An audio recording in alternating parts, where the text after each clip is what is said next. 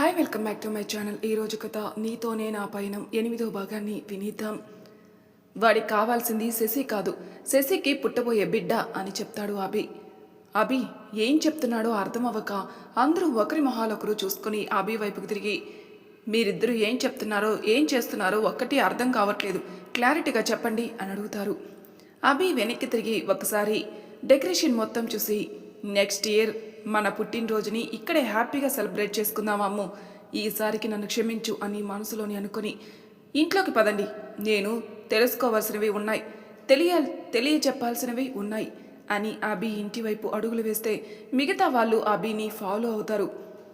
అందరూ హాల్లోని కౌచ్లో సెటిల్ అయ్యాక యశోదమ్మ డిన్నర్కి సిద్ధమేనా అని అడుగుతాడు అభి. ఎప్పుడో రెడీ బాబు అనేసరికి అందరూ ఫస్ట్ తినండి, తిన్నాక మాట్లాడుకుందాం అన్నాడు. యశోధర్ గారు కోపంగా లేచి, ఇప్పుడు తిండి కాదు ఇంపార్టెంట్, శశి గురించి మీ గురించి తెలియాలి ముందు, అది చెప్పండి అని ఆవేశంతో అరుస్తూ అడుగుతారు.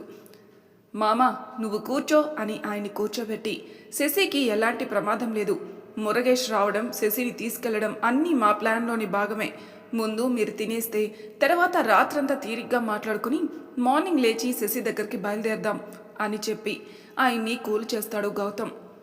అందరూ కొంచెం తినాలి కాబట్టి తిన్నామన్నట్టు ముగిస్తే అభి అసలు ముద్ద ముట్టుకోడు. ఉమా గారు కలిపి బ్రతిమలాడి పెడితే సైలెంట్గా 2 ముద్దలు తిని లేచి లివింగ్ రూమ్లోకి వస్తాడు. ఒక్కొక్కరుగా అందరూ అక్కడ కూర్చున్నాక, మామా ఫస్ట్ మీరు చెప్పండి, పిన్ని బాబాయ్ గురించి మళ్ళీ మేం చెప్తాం అంటాడు గౌతమ్. యశోధర్ గారు చెప్పడం మొదలు పెడతారు. కారులో బయలుదేరిన మురుగేష్ వాళ్ళు ఎయిర్పోర్ట్కి వెళ్ళి స్పెషల్ ఫ్లైట్ ఉండడంతో దానిలో ఎక్కి మళ్ళీ జర్నీ స్టార్ట్ చేస్తారు. ఫ్లైట్ ఎక్కాక మురుగేష్ తన కోసం ఏర్పాటు చేసుకున్న బెడ్రూమ్ లాంటి రూమ్లోకి వెళ్ళి పడకేస్తాడు. కాసేపు మౌనం తర్వాత, అమ్మా నా గురించి నేను తెలుసుకోవచ్చా, నేను మీ అమ్మాయిని కానని చెప్తున్నారు, మా అమ్మ నాన్న గురించి చెప్తారా అని అడుగుతుంది శశి. ధనంజయ్ శ్యామలాలో ఏం మాట్లాడుకున్నా మౌనంగా ఉండేసరికి, ప్లీజ్ అమ్మా మీకు తెలిస్తే దయచేసి చెప్పండి అని కన్నీళ్లతో వేడుకుంటుంది. శ్యామల మాత్రం మౌనం వీడకపోయేసరికి, ధనంజయ్ గారు నేను చెప్తానమ్మా మీ అమ్మ నాన్న గురించి అంటాడు. శశి ఆయన వైపుకి తిరిగి చెప్పండి అని ఎక్సైట్మెంట్తో అడుగుతుంది. మీ అమ్మ నాన్న గురించి తెలియాలంటే దాదాపు 30 ఏళ్ళు వెనక్కి వెళ్ళాలి అంటాడు. 30 years బ్యాక్ నేల మాంద్రిగం మదురై నుంచి 40 నిమిషాల దూరంలో ఉన్న ఆ ఊరిలో ఒకే ఒక కుటుంబం కొన్ని సంవత్సరాల నుండి ఆ ఊరిని పాలిస్తున్నారు. ఆ ఇంటి పెద్ద రామలింగేశ్వరన్, ఆయన వైఫ్ పద్మజాక్షి, కూతురు ఇంద్రజాక్షి, అల్లుడు మురుగేశ్వరన్, మేనల్లుడు కూడా రామలింగేశ్వరన్ చెల్లెలు కొడుకు అతను. మురుగేష్కి ఒక చెల్లి పద్మిని అమ్మన్, కొడుకు విక్రమేశ్వరన్ అలియాస్ విక్రమ్. రామలింగేశ్వరన్ ఊరిలో వాళ్ళకి ఎప్పుడు అండదండగా ఉంటాడు. పద్మగారు భర్త మాటకి ఎదురు చెప్పకుండా ఆయన చెప్పినట్టే నడుచుకుంటూ ఉంటారు. కూతుర్ని బయట వాళ్ళకి ఇవ్వడం ఇష్టం లేక చెల్లెలి కొడుకు వెధవైనా తనకి భయపడతాడు. కూతురు ఇంట్లోనే ఉంటుందనే కోరికతో మురుగేష్కిచ్చి పెళ్లి చేస్తారు. ఇంద్రజాక్షికి కూడా బావంటే ఇష్టం ఉండడం వల్ల ఊరికి నెక్స్ట్ తనే పెద్దగా ఉండాలి అంటే మురుగేష్ తోడు అవసరం అని తెలుసు కాబట్టి మారు మాట్లాడకుండా పెళ్లికి ఒప్పుకుంటుంది. విక్రమ్కి ఫస్ట్ నుంచి చదవడం అంటే బాగా ఇష్టం, అందులోనూ డాక్టర్ అంటే ఇంకా ఇష్టం. దానికోసమే కష్టపడి ఇంట్లో వాళ్ళని అందరినీ ఒప్పించి చదివి మెడ్రాస్ మెడికల్ కాలేజ్లోనే జాయిన్ అవుతాడు. అక్కడే విక్రమ్కి పరిచయం అవుతుంది అంజలి. జగదీశ్వర్ రెడ్డి సుందరమ్మ గార్ల కొన్ని సంవత్సరాల క్రితమే హైదరాబాద్లో సెటిల్ అయి ఉంటారు. వాళ్ళ అబ్బాయి యశోధర్, కూతురు అంజలి. యశోధర్ వైఫ్ ఉమా, అంజలి హస్బెండ్ విక్రమ్. సురేష్ గారు ఉమా గారి అన్న, ఆయన భార్య నీలిమ గారు.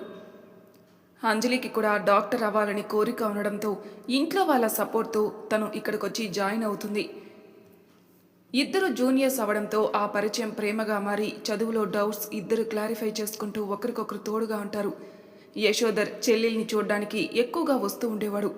విక్రమ్ ఫస్ట్ అంజలి ఫ్రెండ్గా పరిచయం అయిన తర్వాత యశోధర్కి కూడా బెస్ట్ ఫ్రెండ్ అవుతాడు. ఇంకా వీళ్ళ లవ్ తెలిసి యశోధర్ హ్యాపీగా ఫీల్ అయి ఇంట్లోనే నేను ఒప్పిస్తాను, మీ స్టడీ అవ్వనివ్వండి అని చెప్తాడు. విక్రమ్ మాత్రం వాళ్ళ పేరెంట్స్ విషయంలో కొంచెం భయపడుతుంటాడు. ఎందుకంటే మురుగేష్ చెల్లెల్ని విక్రమ్కిచ్చి పెళ్లి చేయాలని అప్పుడప్పుడు ఇంట్లో వాళ్ళ మధ్య మాటలు జరుగుతుండేవి. అలా 4 ఇయర్స్ ఎంబీబీఎస్ తర్వాత ఇంటర్న్షిప్ కంప్లీట్ అయ్యేదాకా ఇంట్లో వాళ్ళ దగ్గర దాస్తాడు విక్రమ్. పక్క రోజు ఇద్దరు ఎవరి ఊరికి వాళ్ళు వెళ్ళడానికి అన్నీ సర్దుకొని కాలేజ్ పక్కన పార్క్లో కలుస్తారు ఇద్దరు. విక్కీ, ఇంకా ఎన్ని రోజులు మీ వాళ్ళ దగ్గర దాస్తావు? నువ్వు ఎంత తొందరగా మీ వాళ్ళకి చెప్తే అంత తొందరగా మన మ్యారేజ్ చేసుకోవచ్చు అంటుంది అంజలి. రేపు వెళ్తున్నాను కదా అంజు, వెళ్ళిన వెంటనే మన విషయం చెప్తాను. మ్యాక్సిమం ఒప్పిస్తాను. ఒప్పుకోకపోతే తర్వాత ఏం చేయాలో ఆలోచిద్దాం అంటాడు విక్రమ్. కాసేపు అక్కడే గడిపి ఫ్యూచర్ ప్లాన్స్ వేసుకుని వాళ్ళ రూమ్స్కి వెళ్తారు. తర్వాత రోజు అంజలి హైదరాబాద్కి, విక్రమ్ తన ఊరికి బయలుదేరతారు. విక్రమ్ వెళ్ళేటప్పటికే అందరూ హాల్లోనే కూర్చునుంటారు. విక్రమ్ రావడంతోనే వాళ్ళ నాన్నగారు, విక్రమ్, నీకు పద్మినికి పెళ్లి చేద్దామని మాట్లాడుకుంటున్నాం. నువ్వు సరే అంటే ముహూర్తం చూసి పెళ్లి చేసేస్తాం అంటారు. నాన్న, నేను మీతో మాట్లాడాలి. మాట్లాడాక పెళ్లి గురించి ఆలోచిద్దాం. మీరు నాతో రండి అని తన రూమ్కి వెళ్తాడు. వెనకనే వచ్చిన రామలింగేశ్వరన్, చెప్పు విక్రమ్, ఏంటి విషయం అని అడుగుతాడు. నాన్న, మీకు ఎప్పటి నుంచో చెప్పాలనుకుంటున్నాను కానీ కుదరలేదు. ఇప్పుడు చెప్పకపోతే ఇంకెప్పటికీ చెప్పలేను అని. నేను నాతో పాటు డాక్టర్ చదివిన అంజలి అనే అమ్మాయిని ఇష్టపడుతున్నాను. మీరు ఒప్పుకుంటే పెళ్లి చేసుకుంటాం నాన్న అని చెప్తాడు. రామలింగేశ్వరన్ గారు కొంచెం సేపు సైలెంట్గా ఉండి, నాకు మీ పెళ్లికి ఎలాంటి అభ్యంతరం లేదు, కానీ పద్మినిని నీకు ఇచ్చి చేస్తామని ఎప్పటి నుంచో మాటలు జరుగుతున్నాయి. ఇప్పుడు కుదరదంటే మీ బావ, మీ అత్త, మామ ఏమంటారో చూడాలి. నేను మాట్లాడతాను, నువ్వు నిశ్చింతంగా ఉండు అని చెప్తారు. విక్రమ్ వాళ్ళ నాన్నని హక్ చేసుకుని, థ్యాంక్ యూ నాన్న, మీరు ఇంత తొందరగా ఒప్పుకుంటారని అనుకోలేదు అని ఆనందంగా చెప్తాడు. వీళ్ళు మాట్లాడుతుండగానే పద్మిని, మురుగేష్, వాళ్ళ అమ్మ, నాన్న అందరూ ఆ గదిలోకి వస్తారు. అందరికీ రామలింగేశ్వరన్ గారు విషయం చెప్పి పద్మిని దగ్గరికి వెళ్ళి, నీ మనసులో పెళ్లి మీద ఆశలు పెంచినందుకు నన్ను క్షమించమ్మా అంటాడు. అయ్యో మామయ్య, నాకు బావ మీద అలాంటి ఇష్టం ఏమీ లేదు. మీరంతా పెళ్లి చేయాలనుకుంటున్నారు కాబట్టి సరే అన్నాను. బావకి ఎవరితో పెళ్లి చేసినా నాకు అభ్యంతరం లేదు అని చెప్తుంది. చిన్న పిల్ల, దానికేం తెలుస్తుంది? మాట ఇచ్చి ఇప్పుడు తప్పుతారా మావయ్య అని అడుగుతాడు మురుగేష్. మొగుడి సాయిగా అందుకొని, అవును నాన్న, పద్మినిని తమ్ముడికిచ్చి చెయ్యాలి అనుకున్నాం కదా, ఇప్పుడు బయట సంబంధం ఎలా ఒప్పుకుంటారు అంటుంది ఇంద్రజాక్షి కూడా. అన్నయ్య, వదిన ఒప్పుకోవాల్సింది నేను, నాకు అభ్యంతరం లేనిది మీకెందుకు అని విసుగుతూ అంటుంది. అన్న వదినల మనస్తత్వం తెలుసు కాబట్టి. మురుగేష్ ఏదో మాట్లాడేలోపే, మురుగేష్, పద్మినికి అభ్యంతరం లేదు కాబట్టి ఇంకా అందరూ ఈ విషయం ఇక్కడితో ఆపేయండి. తనకి నేను మంచి సంబంధం చూసి పెళ్లి చేస్తాను అని చెప్పేసరికి అందరూ సైలెంట్ అవుతారు. మురుగేష్, ఇంద్రజ మాత్రం లోపల కోపంతో రగిలిపోతుంటారు. పద్మినిని చేసుకుంటే తమ్ముడు ఇంట్లో పిల్ల, ఇబ్బంది ఉండదు.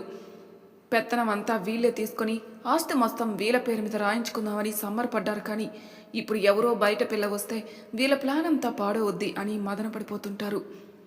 విక్రమ్ అంజలికి కాల్ చేసి విషయం చెప్పి, తొందరలోనే నేను అక్కడికి వస్తాను, మీ వాళ్ళతో కూడా మాట్లాడి పెళ్లి చేసుకుందాం అని చెప్తాడు. అటు అంజలి, ఇటు విక్రమ్ ఇద్దరూ హ్యాపీగా పడుకుంటారు పెళ్లి గురించిన తలుపులతో.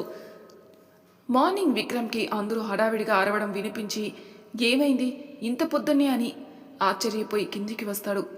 అక్కడ చాప మీద పద్మిని పడుకోబెట్టి అందరూ ఏడుస్తుంటారు.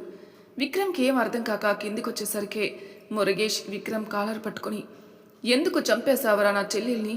నీ పెళ్ళికి కూడా అడ్డు చెప్పలేదు కదరా, ఇంకెందుకు చంపేశావు అని అరుస్తుంటాడు. విక్రమ్ అయోమయంగా, నేను చంపడమేంటి? ఏం మాట్లాడుతున్నావు బావా? నేను రాత్రి చూసిందే పద్మినిని, మళ్ళీ ఇప్పుడు చూస్తున్నాను. అయినా నాకేం అవసరం తనని చంపడానికి అని అంటాడు. ఏమో, మాకేం తెలుసు? రాత్రి నువ్వు పద్మినిని తీసుకెళ్లడం ఇదిగో వీడు చూశాడు. బావా మరదలు కదా అని గొమ్ముగా ఉన్నాడు. పొద్దున్న లేచేసరికి పెరట్లో బావిలో పద్మిని శవాన్ని చూసేసరికి వచ్చి విషయం చెప్పాడు అంటాడు మురుగేష్. అక్కడున్న అందరూ తనను హంతకుల్లా చూస్తుండేసరికి తట్టుకోలేక వాళ్ళ నాన్న దగ్గరికి వెళ్ళి, నాకు పద్మిని చావుకి సంబంధం లేదు నాన్న, నేను ఏమీ చేయలేదు, మీరు ఒక్కరు నమ్మండి నాన్న చాలు నేను వేడుకుంటూ ఉంటాడు. కొడుకువు కాబట్టి ఏమీ చేయలేక వదిలేస్తున్నాను, వెళ్ళిపో ఇక్కడి నుంచి, నాకు కనిపించుకో మళ్ళీ అని అరుస్తాడు. ఆ మాటతో అవాక్కైన విక్రమ్ కన్నీళ్లతో, నాన్న మీరు నన్ను అవమానిస్తున్నారా అని బాధగా అడుగుతాడు. మురుగేష్, వీరిని ఇక్కడి నుంచి పంపించేయి అని ఆయన విక్రమ్ రూమ్లోకి వెళ్ళి తన వస్తువులు ఒక బ్యాగ్లో తీసుకుని వచ్చి విక్రమ్ ముందు విసిరేస్తాడు.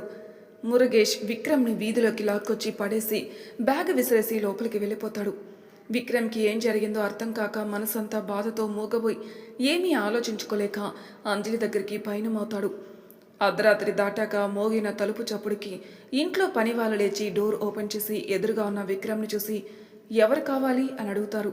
అంజలి యశోధర్ కావాలి అని చెప్పేసరికి అతని లోపలికి రమ్మని కూర్చోబెట్టి వాళ్ళని లేపడానికి ఇద్దరు పనివాళ్ళు వెళ్తారు. ఆ టైంలో ఎవరొచ్చారో తెలియక అయోమయంగా వచ్చిన వాళ్ళిద్దరికీ హాల్లో దిగులుగా అలిసిన మొహంతో కూర్చున్న విక్రమ్ కనిపిస్తాడు. ఆ టైంలో విక్రమ్ని ఊహించని వాళ్ళు ఇద్దరు పరుగున విక్రమ్ని చేరి చెరువు వైపు కూర్చుని ఏమైంది విక్కీ, ఈ టైంలో వచ్చావే, అంతా ఓకేనా అని ఆందోళనగా అడుగుతారు. అంజలిని చూడడంతోనే విక్కీ తనని హక్ చేసుకుని కన్నీళ్లు పెడుతూ జరిగింది మొత్తం చెప్తాడు. అంతా విన్న అంజలి యశోధర్ తనని ఓదారుస్తూ అవన్నీ వదిలే, పొద్దున మాట్లాడుకుందాం, ఫస్ట్ తిను, అసలు పొద్దునుంచి తిన్నట్టు కూడా లేవు అని విక్రమ్ వద్దంటున్నా బలవంతంగా తినిపించి గెస్ట్ రూమ్కి తీసుకెళ్లి పడుకోమంటారు. విక్రమ్ అంజలి చేయి పట్టుకుని నేను నీ ఒడిలో పడుకోనా అని అభ్యర్థనగా అడిగేసరికి అంజలి యశోధర్ వైపే చూస్తుంది. ఆయన సైగ చేసి అక్కడి నుంచి వెళ్ళిపోతాడు. అంజలి బెడ్ మీద అడ్జస్ట్ చేసుకుని కూర్చున్నాక విక్రమ్ తన ఒడిలో పడుకుంటే అంజలి విక్కీ తల నిమురుతూ ఏమీ ఆలోచించకుండా ప్రశాంతంగా పడుకో, ఏమున్నా కూడా పొద్దున మాట్లాడుకుందాం అని అలాగే తల నిమురుతూ ఉంటే అప్పటికి అన్నీ మర్చిపోయి నిద్రపోతాడు. తెల్లవారి విక్రమ్ లేచే వరకు సేమ్ పొజిషన్లో కూర్చుని అలానే బెడ్ రెస్ట్కి ఆనుకుని నిద్రపోతుంది అంజలి. ఉషోదయ కిరణాలు మేలిని తాకి చురుక్కుమనిపించేసరికి మెలకు వచ్చిన విక్రమ్ ఒక్క క్షణం తాను ఎక్కడున్నది అర్థం కాక లేచి కూర్చుని చుట్టూ చూసి నిన్న జరిగింది మొత్తం గుర్తు తెచ్చుకొని వెనక్కి తిరిగేసరికే కూర్చుని నిద్రపోతున్న అంజలి కనిపిస్తుంది. తనని చూడగానే చిన్న చిరునవ్వు పెదవులపై నిలిచి తనని సరిగ్గా పడుకోబెడతాడు. ఎప్పుడో తెల్లవారుజామున పడుకున్న అంజలికి మెలకువ రాకపోగా ఇంకా ఆదమర్చి నిద్రపోతూ ఉంది. తనని కాసేపు చూసి ఫ్రెష్ అయి రూమ్ బయటకు వస్తాడు విక్రమ్. అప్పటికే అక్కడ కూర్చొనున్న యశోధర్ విక్కీని చూసి పలకరించి తన పక్కనే ఉన్న అమ్మా నాన్నలకి పరిచయం చేస్తాడు. పరిచయాలు అయ్యాక యశు మాకు అంతా చెప్పాడు బాబు, ఇప్పుడు ఏం చేద్దాం అనుకుంటున్నా విక్రమ్ అని అడుగుతారు జగదీశ్వరరావు గారు. ఇంకా నాకు మళ్ళీ ఊరు వెళ్ళే ఆలోచన లేదు, ఇక్కడే ఎక్కడైనా హాస్పిటల్లో జాబ్ చూసుకొని జాయిన్ అవుతాను. మీరు ఒప్పుకుంటే అంజలిని పెళ్లి చేసుకుని మీ ఊర్లోనే సెటిల్ అవుదామని అనుకుంటున్నాను మావయ్య గారు అన్నాడు. అంజలి నువ్వు పెళ్లి చేసుకోవడానికి మాకు ఎటువంటి అభ్యంతరం లేదు, కానీ పెళ్ళయ్యాక నేను అంజలి కోసమని తీసుకున్న స్థలంలో ఇల్లు కట్టుకుని ఇక్కడే ఉండాలని కోరుకుంటున్నాం మేము. ఇప్పటికిప్పుడు ఇల్లు అంటే కష్టం అవుతుంది మావయ్య, కొన్ని రోజులు టైం కావాలి, ప్రస్తుతానికి ఎక్కడైనా రెంట్కి ఉండి తర్వాత ఇల్లు ప్లాన్ చేస్తాను. వికీ నాన్నకి ఎప్పటి నుండో కల నేను అంజు ఇద్దరము పక్కపక్కన ఉండాలని, అలా ఒప్పుకునే సంబంధం అంజుకి చేద్దామని అనుకున్నారు. మీ ప్రేమ విషయం తెలిసాక మీ ఇష్టాన్ని కాదనలేక ఒప్పుకున్నారు. కానీ ఇప్పుడు నువ్వు ఇదే ఊర్లో ఉంటావంటున్నావు. నాన్న చెప్పినట్టు విను, ఇక్కడే ఉండండి, దగ్గరుండి మీకు నచ్చినట్లు ఇల్లు కట్టించుకోవచ్చు, మాకు ఎటువంటి అభ్యంతరం ఉండదు, ఇంకా సంతోషంగా ఉంటుంది మీరు ఇక్కడే ఉంటే అంటాడు యశోధర్. విక్రమ్ ఏం చెప్పాలో తెలియని అయోమయంలో ఉంటే నాన్న నేను విక్రమ్ మాట్లాడుకొని మీకు ఏ విషయం చెప్తాము అంటుంది నిద్రలేచి విక్రమ్ బెడ్ మీద కనిపించకపోయేసరికి వెతుక్కుంటూ వచ్చిన అంజలి. సరే మీ ఇష్టం, ఫస్ట్ అయితే ఫ్రెష్ అయ్యారండి, టిఫిన్ చేద్దాం అందరం అంటారు. విక్రమ్ని గదిలోకి తీసుకెళ్ళి విక్రమ్ నువ్వేమనుకుంటున్నావో చెప్పు, ఇక్కడ ఉండడం ఇష్టం లేకపోతే మనం విడిగా వెళ్ళి ఉందాం, ఏ డెసిషన్ అయినా నాకు ఓకే అంటుంది అంజలి. అంజు ఇలా మీ అమ్మ వాళ్ళ మీద డిపెండ్ అవ్వడం నాకు ఇష్టం లేదు, మనమిద్దరం జాబ్లో జాయిన్ అయ్యాక మీ వాళ్ళు అంటున్నట్టే పక్కనే ఇల్లు కడదాం. సరే విక్కీ, నేను నాన్న వాళ్ళతో మాట్లాడతాను, నువ్వు ఫ్రెష్ అయ్యేసరా అని తన బ్యాగ్ ఇచ్చి తన రూమ్కి వెళ్తుంది. ఫ్రెష్ అయ్యి రావడానికి తర్వాత అందరూ డైనింగ్ రూమ్లో కూర్చుని ఉన్నప్పుడు అంజు వాళ్ళు అనుకుంటుంది చెప్తుంది. బట్ జగదీశ్వరరావు గారు ఒప్పుకోకుండా మీరు పెళ్ళయ్యాక కూడా ఇక్కడే ఉండాలి, తను ఇల్లు ఎలా కట్టుకోవాలో ప్లాన్ చేసుకుని చుట్టూ గార్డెన్ని కూడా ఎప్పటి నుండో సెట్ చేసుకుంది. ఆ ఇల్లు నేను నా కూతురికి ఇచ్చే గిఫ్ట్ అనుకో విక్రమ్, నా కొడుకు కూతురు కళ్ళ ముందే ఉంటే చాలు నాకు అని అభ్యర్థనగా అడుగుతారు. ఆయన అలా అడిగేసరికి విక్రమ్ ఇంకేం ఆలోచించకుండా సరే అని చెప్పి తొందరలోనే పెళ్లికి ముహూర్తం చూడమని ఈలోపు జాబ్ తెచ్చుకుంటారని చెప్తాడు. ఆ మాటలతో అందరూ సంతోషపడతారు. సురేష్ ఉమా గారు చిన్నప్పుడే అమ్మా నాన్న చనిపోతే సురేష్ గారే పెంచుకుంటారు ఉమాని. జగదీశ్వర్ గారు ఉమాని యశోధర్కిచ్చి పెళ్లి చేయాలి అనుకున్నప్పుడే సురేష్ గారి గురించి కూడా తెలిసి పెళ్ళయ్యాక సురేష్ కూడా తమతోనే ఉండాలని ఒప్పించి ఉమా యశోధర్ గారుల పెళ్లితో పాటు సురేష్ గారి పెళ్లి నీలిమతోనే చేస్తారు. అప్పటి నుంచి సురేష్ నీలిమ కూడా అక్కడే ఉంటారు. అత్తకి ఈ అంకుల్కి పెళ్ళా అంటాడు. స్కూలుకి వెళ్ళడానికి రెడీ అయి కిందికొచ్చిన 3 ఏళ్ల అభి. తన వెనకే వచ్చిన గౌ మాత్రం నేరుగా వెళ్ళి వాళ్ళ అమ్మ ఒడిలో కూర్చుంటాడు. అంకుల్ కాదు మామ అవుతాడు నీకు అని చెప్తుంది అంజలి. విక్రమ్ నవ్వుతూ షేకిండ్ ఇచ్చి విక్రమ్ నా పేరు అని చెప్తాడు. అభిమన్యు రెడ్డి నా పేరు అని యాటిట్యూడ్గా చెప్తాడు. విక్రమ్ అభిని ఎత్తుకుని నువ్వు నేను ఫ్రెండ్స్ ఈ రోజు నుంచి అని చెప్పి ముద్దు పెడతాడు.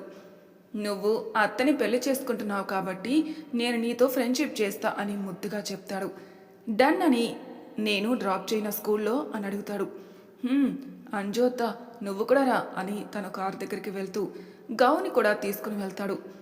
ఇంట్లో వాళ్ళకి చెప్పి తన సర్టిఫికేట్స్ తీసుకుని విక్రమ్, అంజు, అభి, గౌతమ్ని స్కూల్లో డ్రాప్ చేసి హాస్పిటల్లో జాబ్ కోసం వెళ్తారు. ఒక పేరున్న హాస్పిటల్లో విక్కీ పెద్దగా కష్టపడకుండానే జాయిన్ చేసుకుంటారు. అంజు అప్పటికే వాళ్ళ నాన్న ఫ్రెండ్ హాస్పిటల్లో జాయినింగ్ లెటర్ వచ్చుంటుంది. విక్కీకి కూడా జాబ్ వచ్చేసరికి ఇద్దరు ఇంటికెళ్ళి అందరికీ చెప్పి సెలబ్రేట్ చేసుకుంటారు. 2 రోజుల తర్వాత విక్రమ్, అంజు హాస్పిటల్లో జాయిన్ అయి బిజీ అవుతారు. కొన్ని రోజుల తర్వాత మంచి ముహూర్తం ఉండడంతో కేవలం ఇంట్లో వాళ్ళ సమక్షంలో అంజలి మెడలో 3 ముళ్ళు వేస్తాడు విక్రమ్. బట్ మనసులో మాత్రం తన పెళ్లికి వాళ్ళ అమ్మా నాన్న లేరని బాధపడుతుంటాడు. తన బాధ తెలిసిన అంజలి విక్కీ చేతిని గట్టిగా పట్టుకొని కళ్ళతోనే ఓదారుస్తుంది. పెళ్లి తర్వాత లైఫ్ ఇంకా కొత్తగా హ్యాపీగా గడిచిపోతూ ఉంటుంది ఇద్దరికి. మరి తర్వాయి భాగంలో ఏం జరుగుతుంది నెక్స్ట్ ఎపిసోడ్లో తెలుసుకుందాం. అంతవరకు నా ఛానల్ సబ్స్క్రైబ్ చేయని వాళ్ళు ప్లీజ్ సబ్స్క్రైబ్ చేసుకోండి. లైక్ చేసి షేర్ చేయండి. మీ అభిప్రాయాలు నాకు కామెంట్ రూపంలో తెలియజేయండి. Thank you for listening.